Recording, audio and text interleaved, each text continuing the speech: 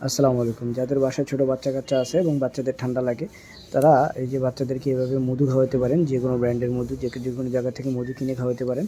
তবে আমি নিচ্ছি এই যে M&S ব্র্যান্ডের খুব ভালো একটা ব্র্যান্ড, যেটা ইউকে থেকে আমদানিকৃত।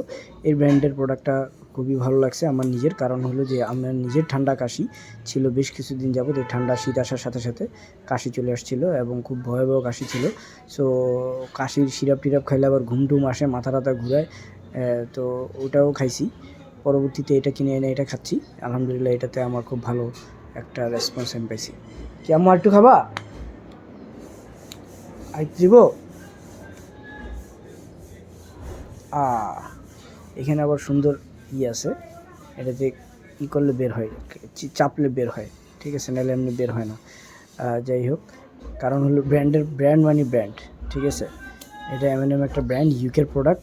সো এটা ইউজ করে আমি খুবই স্যাটিসফাইড। আশা করি আপনারাও স্যাটিসফাইড হবেন।